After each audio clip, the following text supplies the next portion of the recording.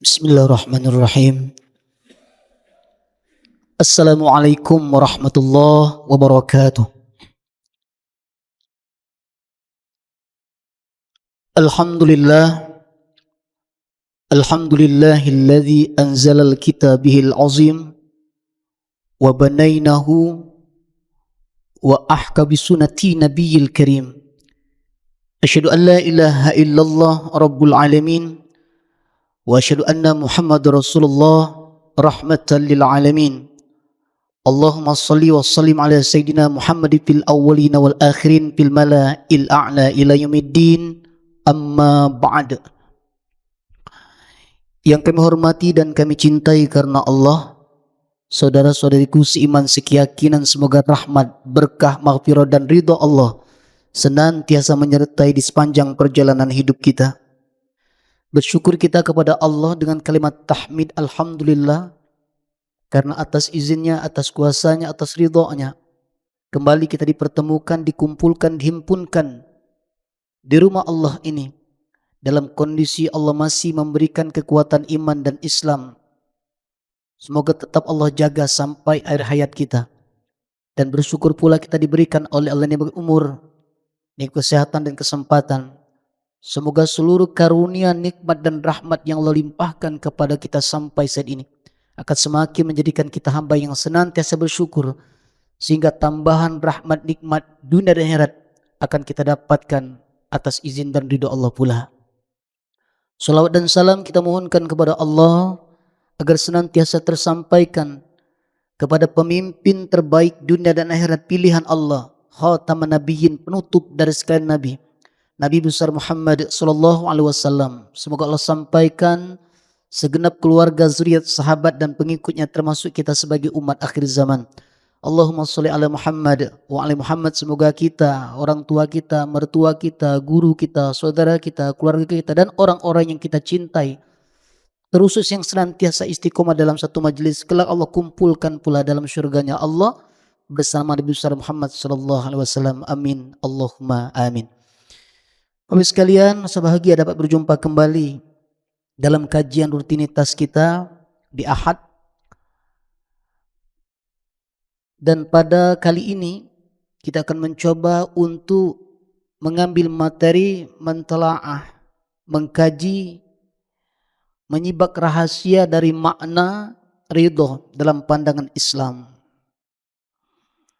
Kalimat ridho ini bukan merupakan kalimat yang asing di telinga kita. Sering kita dengar itu. Makanya orang-orang terdahulu sering menyampaikan, aku ridhonya dunia dan akhirat. Yang Palembang tuh ya, oh ridhonya lah suko, aku suko ridho di akhirat. Sering kita menyampaikan kata-kata itu. Dan kata-kata itu ada dalam Al-Quran dan ada juga dalam hadis Nabi. Paling tidak ada dua hadis yang sering kita dengar kata-kata itu. Misalnya ketika dalam hadis riwayat Tirmizi, Rasulullah SAW menyampaikan, ayyum ra'ati matat wa zawjuha rindatil jannah. Bila seorang perempuan, wanita, istri yang meninggal dunia, lalu suaminya ridha kepadanya, maka surga tempatnya. Dia akan masuk ke dalam surga. Bila istri meninggal dan suaminya ridha, maka surgalah tempatnya. Kata-kata ridha. Ada lagi hadis yang populer, ya. Ridallah fi ridal walidain wa suqtullah fi suqtil walidain.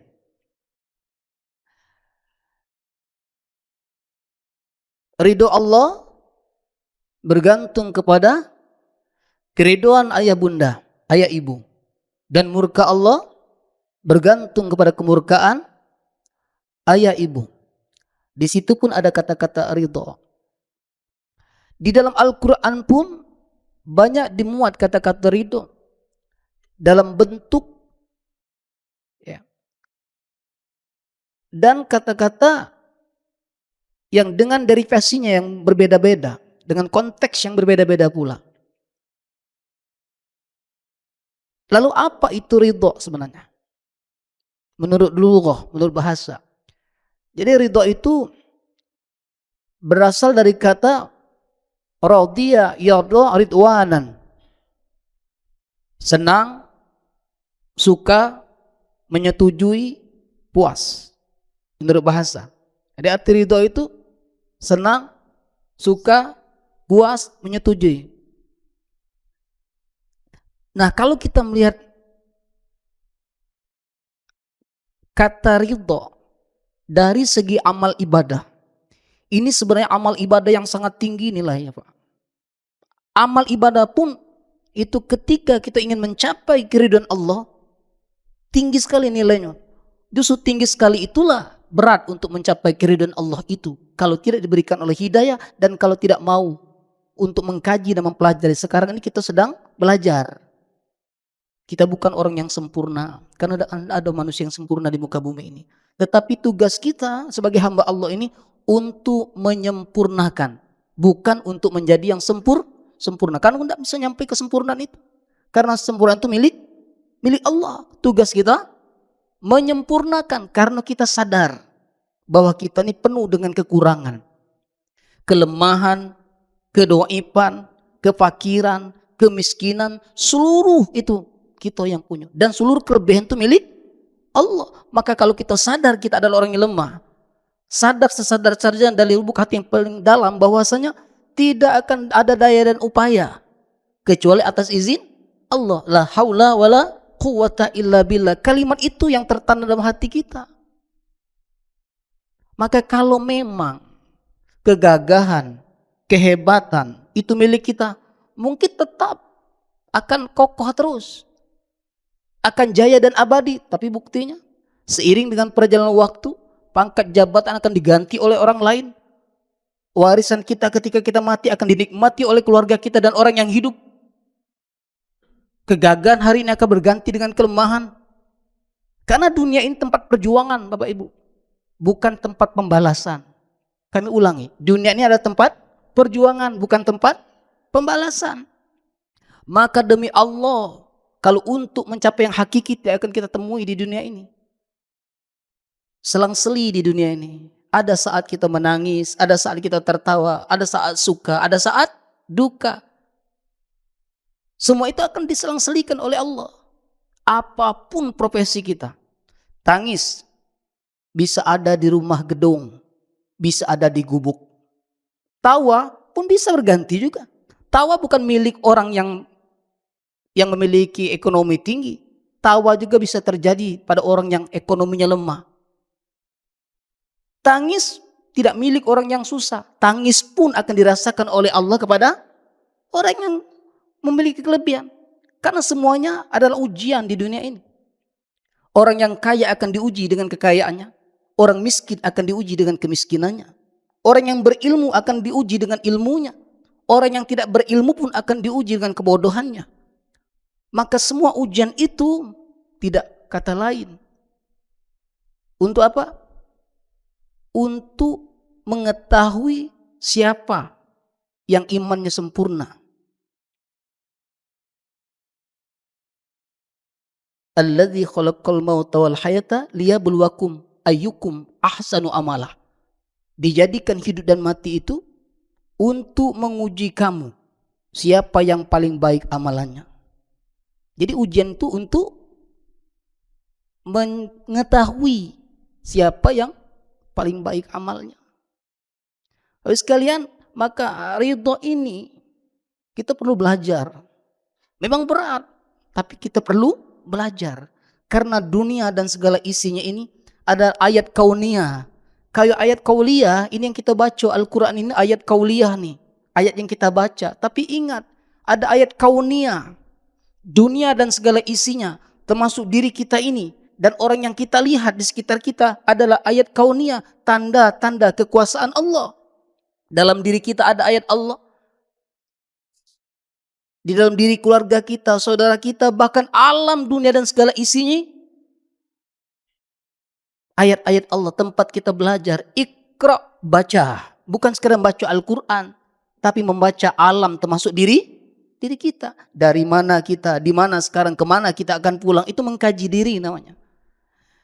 Makanya amal ibadah ini Ada namanya qauliyah, ada namanya badaniyah, ada namanya maliyah.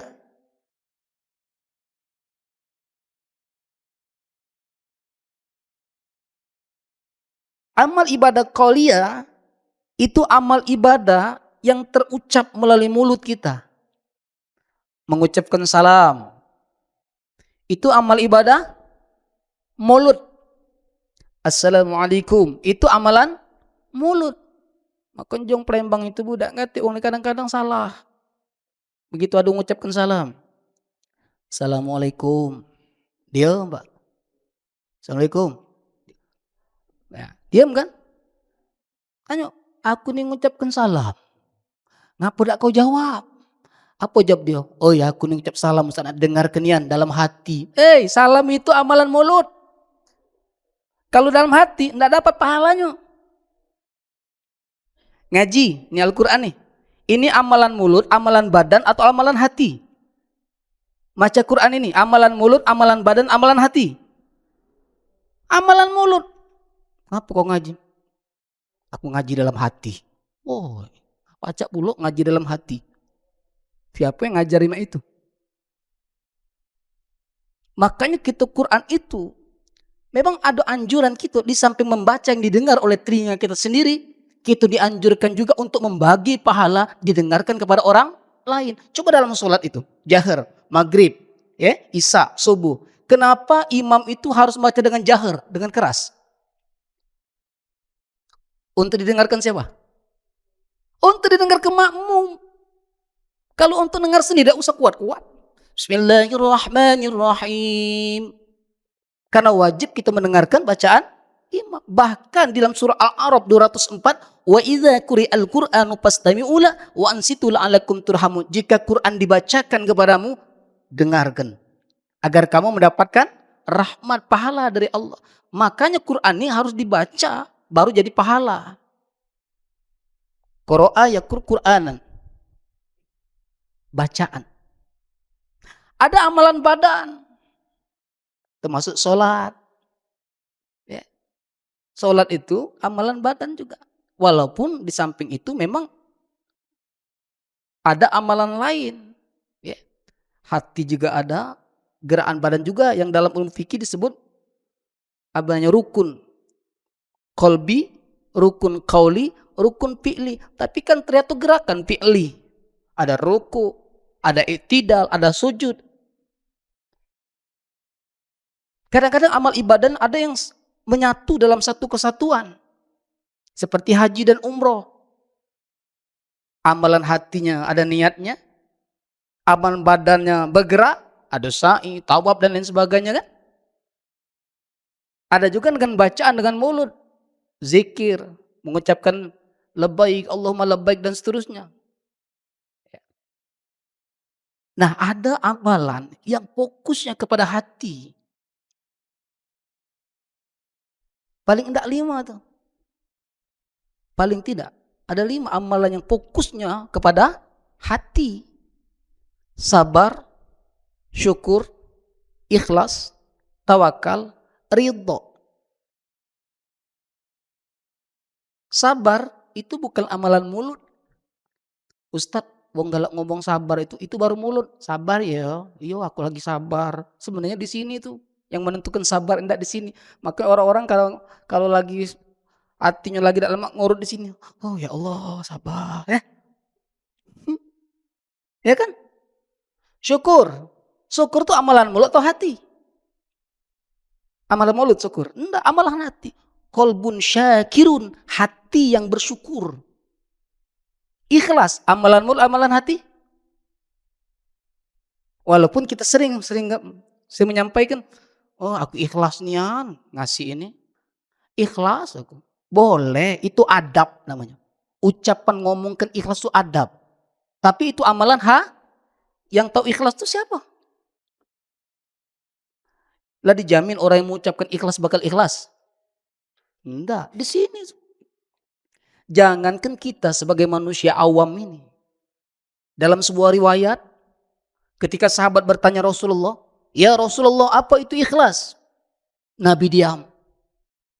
Nabi diam. Ditanya oleh sahabat, Nabi diam. Nabi bertanya kepada Jibril, ya Jibril, apa itu ikhlas? Dijawab enggak oleh Jibril? Enggak. Jibril pun diam. Jibril bertanya kepada Allah. Allah katakan, aku yang tahu. Siapa yang orang-orang yang ikhlas itu? Aku yang tahu. Jadi ikhlas itu amalan hati. Ada lagi amalan hati yang berikutnya itu. Tawakal. Bersandar diri kepada Allah. Dan urutan yang terakhir itu ridho. Nah ridho ini fokusnya. Makanya beberapa minggu yang lalu sudah lama ya. Di sini juga ada sempat ibu bertanya tuh. Ustadz, aku ini banyak dapat ujian Ustadz. Keluarga ada yang meninggal. Ya. Sebenarnya Ustadz, aku sabar Ustadz. Cuman Ustadz, berat Ustadz. Nah itu yang kusebut tadi, sabar tapi tidak ridho. Sabar tapi tidak ridho. Yang berat itu nah. Aduh ganjelan, aku tuh sabar Ustadz. Cuman berat. Sabar tapi ada seperti itu kan? Karena sabar ini tingkatan yang dasar sabar ini. Sabar susah kita untuk belajar. Nah sekarang ini Bapak sekalian kita sedang belajar sekarang. Ini sekolah besar dunia ini untuk kita belajar. Kita bukan orang yang sabar, tapi sekarang sedang belajar untuk menjadi orang yang sabar. Kita mungkin jauh dari kata syukur, tapi sekarang sedang belajar untuk menjadi orang yang bersyukur. Kita bukan orang yang mampu bertawakal sepenuhnya. Bahkan mungkin boleh jadi kita bukan orang yang sempurna untuk mencapai keridhaan yang sempurna, tapi sekarang sedang belajar. Maka di kajian di Al-Furqan ini kita sedang belajar. Ya, sedang belajar. Termasuk kami juga sedang belajar. Ketika aku memberikan pengarahan, tausiah, kajian kepada ibu bapak sekalian, sesungguhnya aku sedang memberikan kajian kepada diriku sendiri. Sama kayak kami ngurus orang yang meninggal nih, orang meninggal tuh. Sebenarnya nasihat ketika mengurus orang yang meninggal itu bukan untuk yang lain-lain. Boleh jadi yang lain itu melihat, oh ya Allah, seperti itulah aku nanti. Gampang yang lain. Kalau aku ngurus orang meninggal, itu aku sedang menasihati diri aku sendiri. Hari ini aku mandikan dia, suatu saat aku bakal dimandikan oleh orang lain. Hari ini terdengar dikejutkan kabar berita si fulan meninggal, si fulan meninggal, si fulan meninggal. Suatu saat nanti kita akan dikejutkan oleh orang tentang berita kematian kita. Bukankah itu ayat tanda-tanda kebesaran Allah bagi orang berpikir? Kapan saat datang kematian itu kepada kita? Nah, ketika kematian datang itu, baik kita yang bakal menghadapi kematian, maupun orang yang melihat kita atau keluarga kita, bahkan kita yang masih hidup ini, sesungguhnya sedang mencapai keridhaan Allah.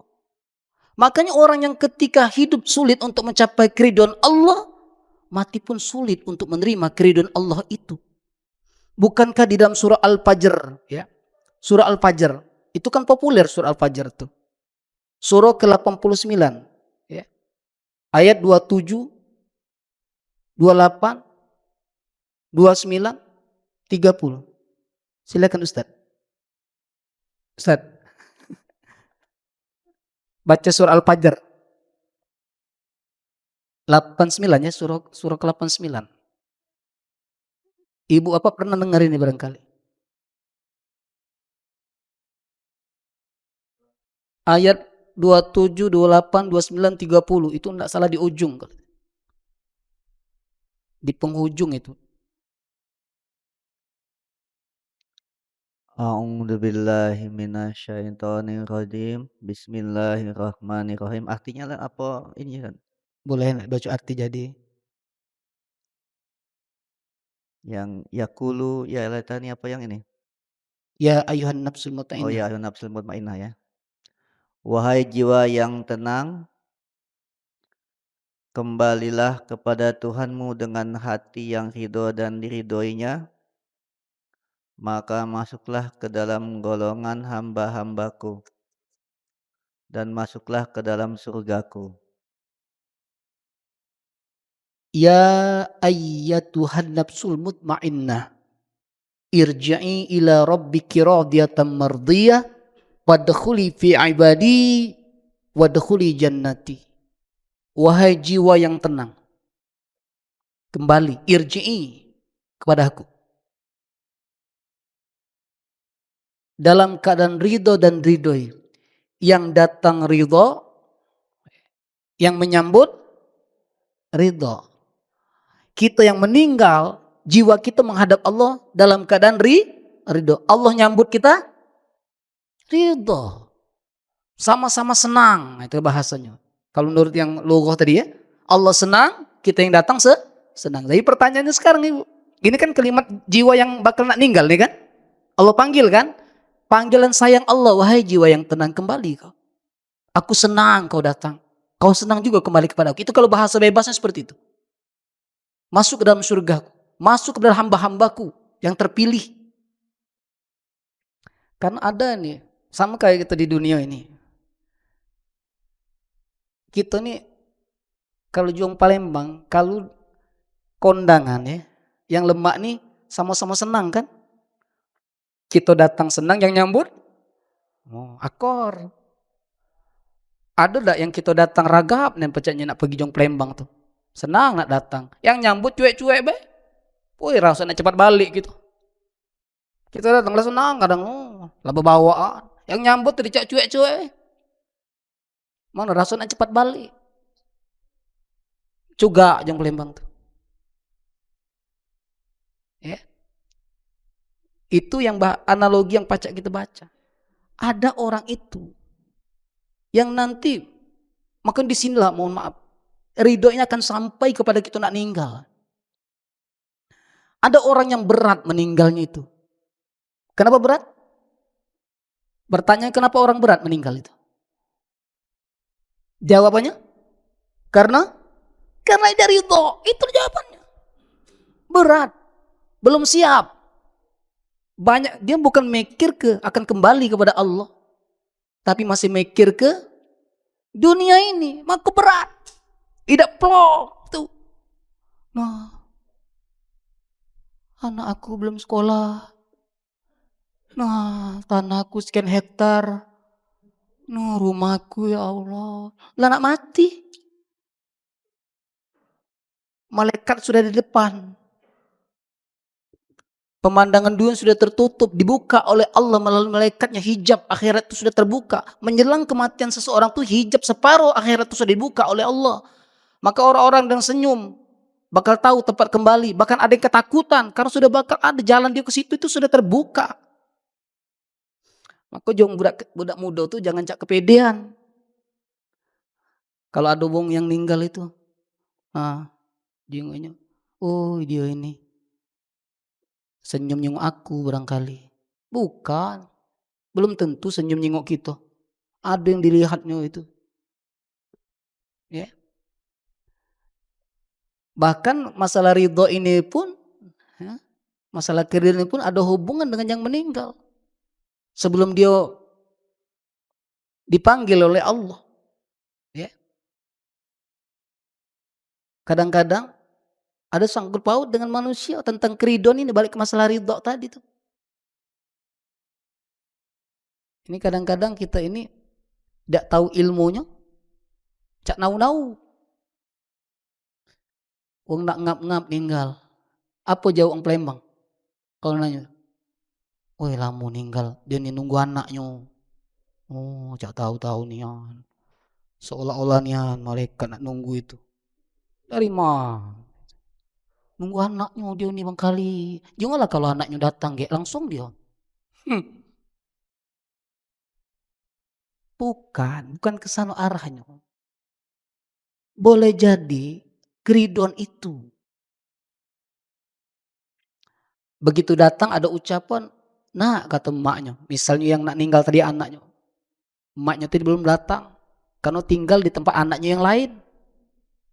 Datanglah emaknya tadi, udah nak aku ridho nak di akhirat. Laju, ridho itu bukan omongan ya saja. Tapi apa? Itu sudah pernah terjadi di zaman Nabi. Seorang sahabat Nabi yang namanya Alqamah itu. Alqamah itu berat mengucapkan la ilaha illallah. Sholatnya bagus sholatnya. Puasanya bagus puasanya. Jihad fisabilillah. Lalu ketika akan menghembuskan napas terakhir, berat. Kenapa? Hubungan dengan Allah? Enggak, bagus hubungan dengan Allah. Kenapa? Belum ada keriduan dari ibunya. Buka riwayatnya itu. Ketika ibunya datang, alhasil singkat cerita,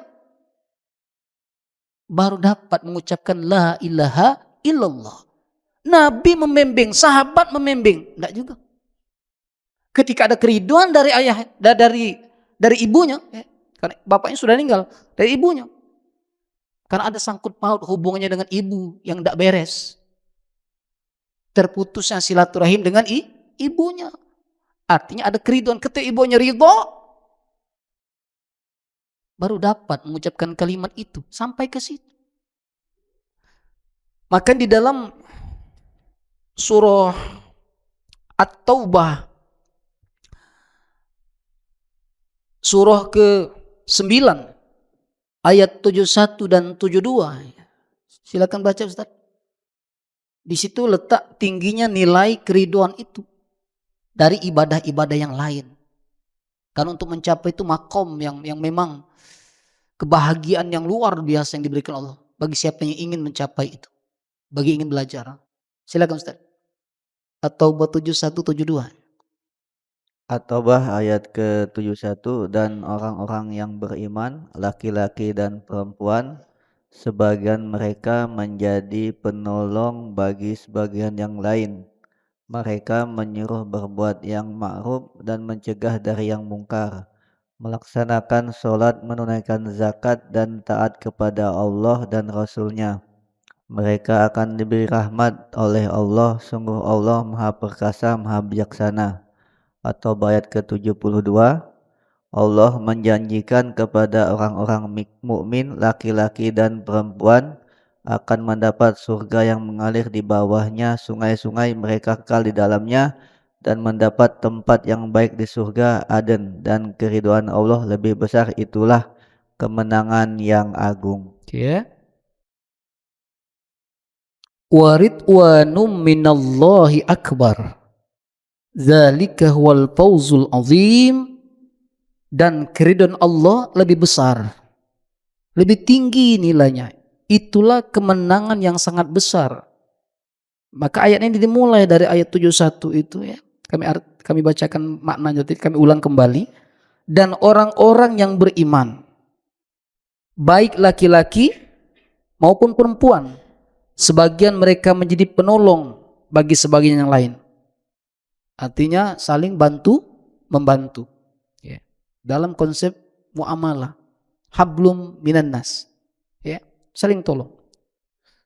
Kemudian mereka berbuat ma'ruf, mencegah kemungkaran, dakwah, saling nasihat, menasihati dalam kebaikan. Kemudian melaksanakan sholat, itu sudah menjadi rutinitas kita. Penghambaan diri kepada Allah, menunaikan zakat kalau ada rezeki, ya. Kalau tidak juga pas-pasan, jangan lupa infak dan sedekah. Kemudian taat kepada Allah dan Rasul. Mereka akan diberi rahmat oleh Allah. Jadi amaliyah-amaliyah itu akan mendapatkan rahmat dari Allah.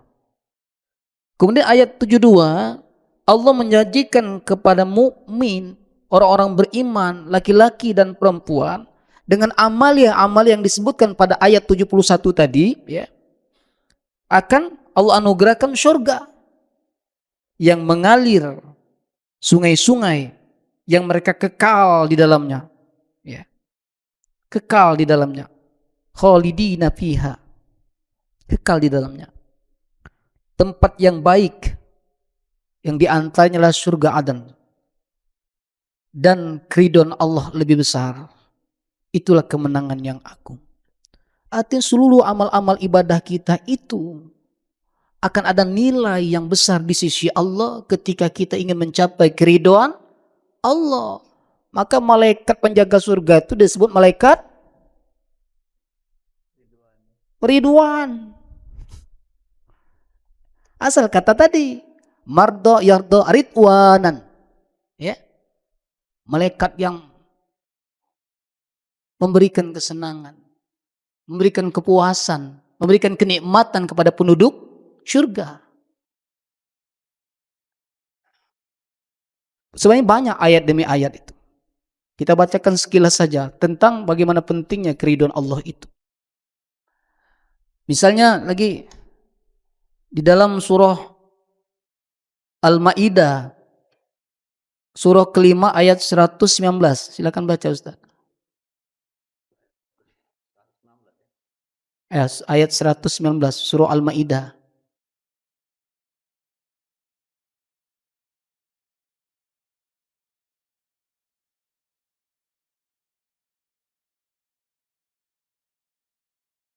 Artinya Allah berfirman, inilah saat orang yang benar memperoleh manfaat dari kebenarannya, mereka memperoleh surga yang mengalir di bawahnya sungai-sungai, mereka kekal di dalamnya selama-lamanya.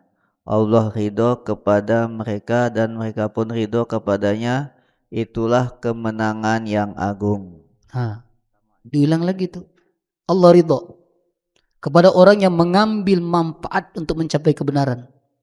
Termasuk kita ini sedang mencari ilmu, ya, mendapatkan manfaat dari ilmu untuk mencari kebenaran dalam amal ibadah kita. Satu. Yang kedua, coba lihat lagi di surah At-Taubah, surah ke-9 ayat 58 59.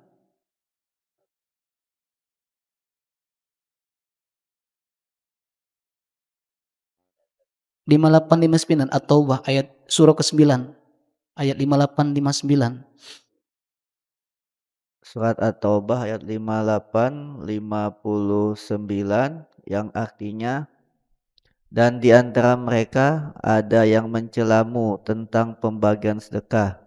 Jika mereka diberi bagian, mereka bersenang hati, dan jika mereka tidak diberi bagian, tiba-tiba mereka marah. 59. Dan kiranya mereka benar-benar ridho dengan apa yang diberikan kepada mereka oleh Allah dan Rasul-Nya, dan berkata, cukuplah Allah bagi kami. Allah dan Rasul-Nya akan memberikan kepada kami sebagian dari karunia-Nya. Sesungguhnya kami orang-orang yang berharap kepada Allah. Oke. Simpulkan sedikit saja dari surah At-Taubah ayat 58 59 ini. Jadi orang-orang yang ridho ini perkara sedekah ketika diberi sesuatu apapun bentuknya itu, entah hadiah, entah sedekah ataupun bentuknya, ya. Dia nerima apa adanya. Apa yang dikaruniakan Allah, walaupun terkadang sahabat itu mungkin lebih diberikan.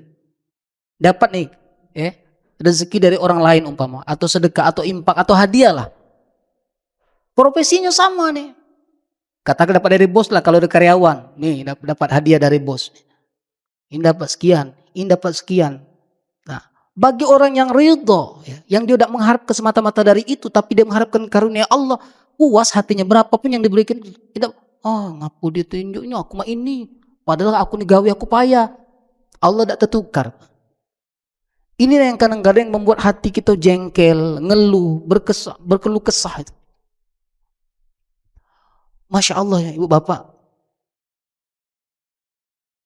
Sekali lagi sampaikan bahwa kita sedang belajar. Memang berat untuk ridho itu, tapi kita sedang belajar supaya akan mendapatkan kebahagiaan yang sesungguhnya di dunia ini.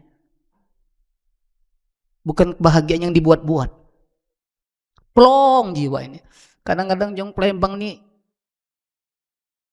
kita boy yang kadang-kadang pegel yang uang yang model mah itu. Karena tingkat kita tidak sampai seperti dia, tapi bisa ternyata. Dia dicaci, dipitnah ya, kadang-kadang ya. Dia biasa aja tuh. Karena dia sudah tahu ilmunya tuh. Seperti Rasulullah. Kenapa Rasulullah nyaman, damai, diterima itu? Karena ridho tadi. Caci, dimaki. Kata kawan, apa udah kau bales? Baleslah. Sakit hati model itu, biarlah. Kita yang pegel, kau ini. Biarlah. Kalau kita tidak tahu ilmunya, Allah sudah memberikan transferan pahala. Asal sabar, Allah sudah memberikan transferan pahala. Jadi tidak ada jiwa yang kebencian, membalas suatu dengan kebencian. Tapi tadi memang urutan tidak sampai ke ridho itu harus mencapai dari awal. Sabar, ya. Kuulangi lagi, syukur. Tingkatannya itu ikhlas, tawakal, ridho baru. Ibarat berkelas dulu, tidak bisa mencapai itu langsung. Tidak, makanya sedang belajar. Anak-anak kan tidak bisa langsung belajar, langsung level sekian tidak bisa. Harus belajar dari awal. Membaca Al-Quran, Iqra dulu. Sudah Iqra 6, nanti belajar tajwid. Sudah belajar tajwid, baru belajar qiraah yang lebih bagus, tahsin namanya. Supaya baca Al-Quran bagus, ditambah dengan seni Al-Quran. Supaya baca Al-Qurannya bagus, merdu didengar. Lanjutan lagi, belajar tafsir. Dan seterusnya ada tingkatan tuh. Tidak langsung, fikih juga ada dasar tuh. Jangan langsung meluncat. Berat. Bertahap. Maka kenapa kita di dunia ini dalam umur yang kesekian ini. Entah ada yang 40, 50, 60, 70 dan seterusnya. Kita sedang belajar. Karena belajar ini tidak kenal dengan usia. Belajar ini bukan sampai tua, sampai pintar, tapi sampai mati. Ulangi lagi. Belajar ini bukan sampai tua, bukan sampai pintar, tapi sampai mati belajar ini. Terutama belajar untuk mencari keridhaan Allah. Maka ini sebenarnya ilmu hati, ilmu di dalam. Makanya orang kadang-kadang nyaman. Kayak nyaman ya. Tidak menggebu-gebu itu enggak. Ya. Menggebu-gebu kelewatan enggak. Bukan karena enggak ada semangat hidup. Bukan. Karena dia yakin rezeki Allah tidak akan tertukar kok. Siang malam kita mencari rezeki. Kalau bukan bagian kita, ya, belum tentu menjadi milik kita. Ya. Banyak orang kadang-kadang menjegal kawan seiring, sikut kiri kanan untuk menghancurkan orang lain, untuk naik pangkat jabatan itu, bahkan menyingkirkan orang lain. Kalau belum izin dari Allah, capek dia hidup ini, lelah dia. Sudah sandarkan kepada Allah. Hidup dan mati kita apa artinya kita berbicara dengan ucapan dalam doa iftitah itu. Inna salati wa nusuki wa mahyaya wa mamati lillahi rabbil alamin. Itu kan janji kita dengan Allah itu. Sesungguhnya salatku, ibadahku, hidup dan matiku serahkan kepadamu ya Allah. Oh lego. Jangan jauh tuh legowo jiwa ini. Ya. Plong, nyaman. Memang sedang belajar, kita sedang belajar, lagi-lagi sedang belajar. Kemudian di dalam surah Yunus misalnya. Surah Yunus, surah ke-10 ayat 7, 8, 9, 10. Silakan Ustaz. Surat Yunus ayat ke-7. Sesungguhnya orang-orang yang tidak mengharapkan, tidak percaya akan pertemuan dengan kami, dan merasa puas dengan kehidupan dunia, serta merasa tentram dengan kehidupan itu, dan orang-orang yang melalaikan ayat-ayat kami. Ayat ke-8, mereka itu tempatnya di neraka karena apa yang telah mereka lakukan. Ayat ke-9, sesungguhnya orang-orang yang beriman dan mengerjakan kebajikan niscaya diberi petunjuk oleh Tuhan karena keimanannya.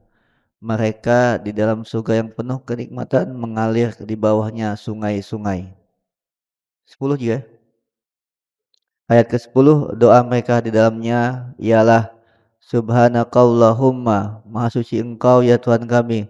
Dan salam penghormatan mereka ialah salam sejahtera, dan penutup doa mereka ialah Alhamdulillahi Rabbil Alamin. Segala puji bagi Allah Tuhan seluruh alam.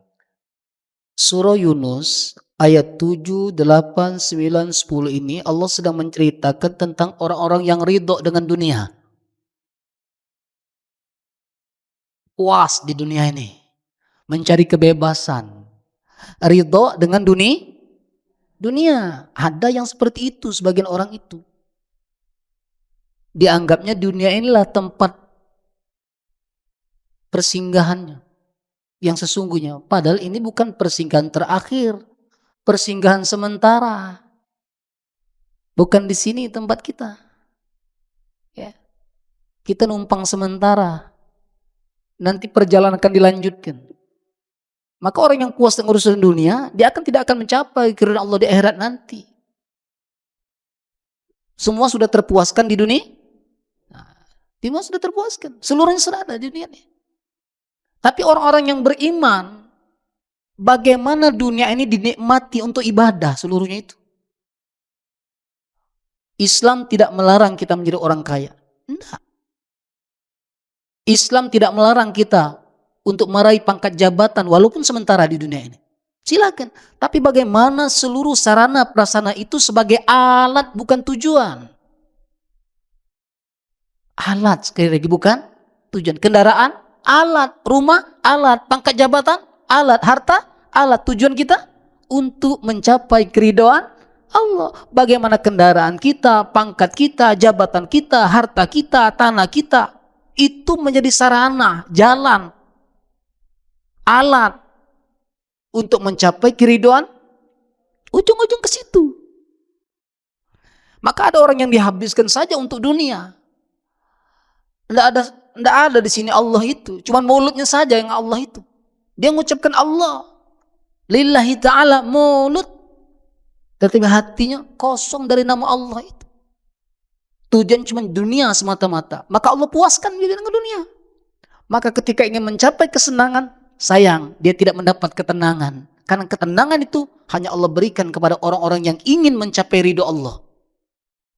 Kuulangi lagi, ada orang yang senang, belum tentu tenang. Tapi orang yang tenang, mudah-mudahan dia akan mendapatkan kesenangan. Kenapa? Kesenangan itu sebatas lahiriah. Tapi ketenangan di sini. Maka orang yang memberi ketenangan itu, walaupun hidup itu sederhana, nyaman, damai, gairah, semangat setiap hari. Pertama, orang yang tenang itu begitu dia bangun tidur, dia tidak lupa bersyukur. Alhamdulillahilladzi ahyana ba'dama amatana wa ilaihin nusyur. Segala puji bagi Allah yang telah menghidupkan aku setelah aku mati. Bersyukur ketika bisa bangun pagi. Bahkan sehat lagi bangunnya itu. Bisa melaksanakan sholat subuh. Bahkan kita yang datang ke sini, bagi orang yang terdatang ke sini, itu luar biasa. Tidak seluruh orang diberikan kesempatan itu. Ada yang sehat, tapi tidak sempat. Ada yang ada kesempatan, tapi badan tidak sehat. Dan kita diberikan oleh Allah tunjuk itu. Tenang, damai. Makanya dalam sebuah riwayat, sahabat itu pernah mengatakan kepada Rasulullah, ya Rasulullah, kalau aku bersamamu ya Nabi dalam satu majelis, tenang sekali Nabi. Tapi begitu kami kembali ke rumah masing-masing ya Nabi, sudah pening lagi, bahasa Palembang, pening lagi pala aku Nabi. Ngapalah ya Nabi? Sahabat tanya ke Nabi, ya Rasul, aku begitu dekat denganmu ya Nabi, tenang, damai, nyaman ya Rasul di majelis ini. Tapi ketika aku pulang ke rumah, pening lagi pala ininya Nabi. Lah pening ini. Itu hebatnya di majelis itu. Majelis itu tempat di mana Allah turunkan rahmat melalui malaikat-malaikatnya itu. Di rumah kita belum tentu, apalagi di rumah tidak diisi dengan bacaan Al-Quran, tidak diisi dengan majelis, tidak diisi dengan sholat. Jauh dari Allah itu. Makanya orang-orang sebagian, orang-orang yang memang hatinya ini mencapai ridho Allah itu, di rumahnya pun diadakan majelis. Bukan di masjid aja. Ada sebagian, makanya kami punya jemaah itu, Ustaz, tolong Ustaz, 1 kali seminggu Ustaz, ada ke majelis di rumah. Di rumah kami. Majelis ilmu. Dia ingin mendapatkan keberkahan dan keridhaan Allah. Ya. Kemudian yang terakhir kita singkat saja karena waktu ya. Di surah Al-Bayyinah. Ya. Ini hafal sebagian kita ya. Surah ke-98 ayat ke-8. Surat Al-Bayyinah ayat ke-8 yang bunyinya, yang artinya balasan mereka di sisi Tuhan mereka ialah surga Aden yang mengalir di bawahnya sungai-sungai. Mereka kekal di dalamnya selama-lamanya. Allah ridho terhadap mereka dan mereka pun ridho kepadanya. Yang demikian itu adalah balasan bagi orang yang takut kepada Tuhannya. Radhiyallahu an. Allah ridho kepadanya, mereka ridho kepada Allah dan Allah ridho kepadanya. Jadi pada akhirnya kita simpulkan bahwa yang kita cari dalam dunia ini sesungguhnya adalah untuk mencapai keridhaan Allah, apapun bentuknya, supaya hidup kita tidak tersia-siakan, supaya kita tahu hakikat hidup ini, bahwa pada akhirnya hanya Allah yang kita tuju itu, hanya Allah yang kita tuju itu. Ya. Walaupun semuanya itu adalah sarana saja di dunia ini, anak, istri, pangkat, jabatan, harta, karir, semua itu adalah sarana. Ya, hiasan, hiburan. Nah, bagaimana sarana yang diberikan oleh Allah untuk kita ini tidak sampai melupakan kita kepada Allah, karena Allah yang memberikan karunia itu pada kita. Dulu kita bukan siapa-siapa, bukan siapa-siapa kita lain, tidak memiliki apa-apa, siapapun kita. Begitu lahir ke dunia dalam kondisi telanjang, tidak ada yang kita bawa, sehelai benang pun tidak kita bawa. Lalu kenapa ketika Allah berikan rahmat kepada kita, ya, lalu kita melupakan Allah, kita cinta kepada nikmat, tapi tidak cinta kepada yang memberikan nikmat. Cinta kepada nikmat, tapi lupa dengan yang memberikan nikmat. Kita ridho dengan dunia ini, puas dengan dunia ini, senang dengan dunia ini. Itu bahasa ridho tadi, senang, puas dengan dunia ini. Tapi tidak akan pernah kita mendapatkan ketenangan ketika kita melupakan dengan yang memberikan dunia sebagai tempat tinggal sementara kita. Maka oleh sebab itu, tempatkan niat dengan sebaik-baiknya. Kita sekarang sekali lagi bertahap untuk menjadikan dunia dan segala isinya tempat kita belajar. Bertahap saja, Pak. Belajar bersabar. Belajar untuk bersyukur. Belajar untuk ikhlas. Belajar untuk bertawakal. Dan pada akhirnya kita belajar untuk mencari keridhaan Allah itu. Dan itu kita sendirian. Kita sekarang memberikan pengarahan, memberikan ilmunya, dan kita sendiri yang mulai belajar bertahap. Bertahap, ya. Banyak buka-buka sejarah, buka kitab-kitab tafsir, tanyakan dengan para pakar, ya, bagaimana kiat untuk mencapai ketenangan jiwa itu agar sampai keridhaan Allah itu kepada hati kita masing-masing. Semoga Allah memberikan hidayah, rahmat kepada kita semua untuk menemukan, memaknai ridho sesuai dengan pandangan Islam, sesuai dengan ajaran Allah dan Rasulullah Sallallahu Alaihi Wasallam. Terima kasih, mohon maaf yang sebesar-besarnya. Semoga Allah meridhai kita semua. Fusikum wa nafsi bi taqwallah. Assalamualaikum warahmatullahi wabarakatuh.